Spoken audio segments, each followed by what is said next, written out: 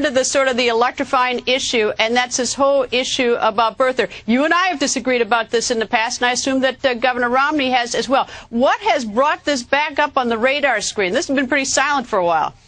Well, it wasn't brought up by me. It was brought up by somebody releasing a statement from the 1990s by Barack Obama when he was not even thinking in terms of the presidency, and strongly stated that he was born in Kenya and that he was raised in Indonesia. So after that came out by Breitbart and some others who did actually a pretty good job on it, I must tell you, but when that came out, everybody started calling me, and I gave my 2 cents. I mean, I've always felt that there were a lot of holes in this whole situation, but he made that statement himself, and the publisher wrote it, and he wrote it down, and it was going to be part of a brochure to sell a book.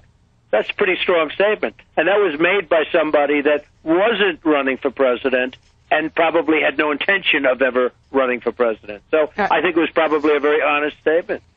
All right. Well, as I've noted, you and I disagree about it, and recently there was a fuss about whether or not President Obama would be on the ballot, I think in Arizona, and there was another sort of round that preceded this business about the brochure. And Hawaii apparently convinced Arizona, if Arizona had any doubt about it, at least the representative, that he was born in the United States.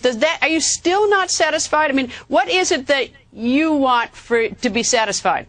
Well, look. It's not up to me. It has nothing to do with me. But the fact is, if he wasn't, he's not allowed to run for president. He's not allowed to be the president. So this is not up to me. This was something that came out last week. People called me about it. I gave my 2 cents. There's a lot of questions as to the authenticity of the birth certificate. So you can believe it or you don't have to believe it. But certainly there are many, many questions. You've had people on your show. You've heard people. There are many, many questions as to that. And we'll just have to see where all the chips fall. I can tell you that this is not an issue, despite what he says, that President Obama likes.